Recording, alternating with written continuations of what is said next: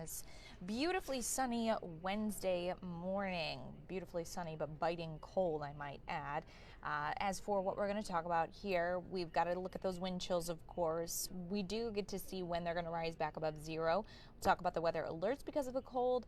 We'll take a look at ice cover, which is going up on Lake Erie, the snow we have this weekend, and the warm-up that's on the way for the 8-day forecast. As always, if you have questions I don't cover in the video, drop them in the comments and I will do my best to answer.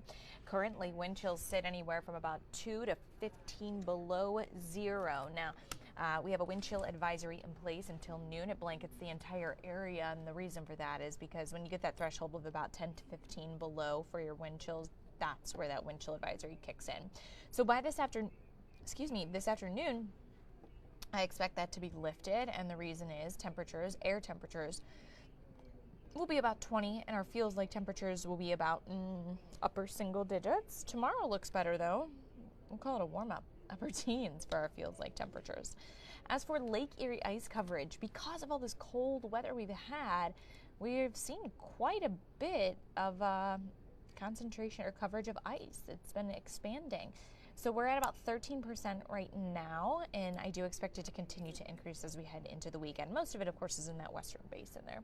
Satellite and radar, if you've peeked out your window this morning, you've seen all the sunshine.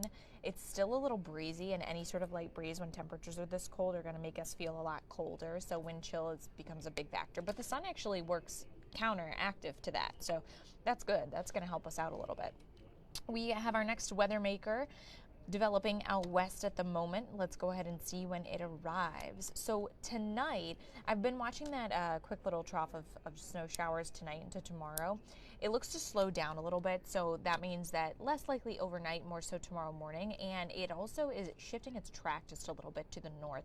And that is going to be a big factor for us because most of you in the southern communities aren't going to see accumulation of snow. However, that northeast region there, talking I-90 corridor, primary snowbelt region, you guys might have a slippery commute tomorrow morning as you're heading to work.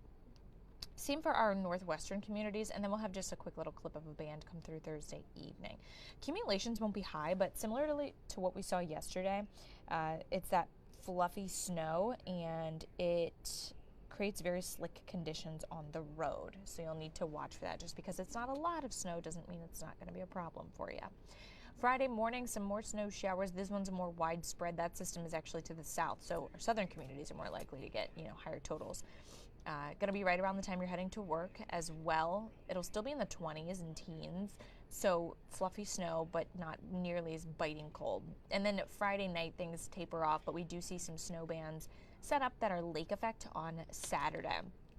First, let's go ahead and take a look at snowfall totals through Thursday. So this is that first little hit.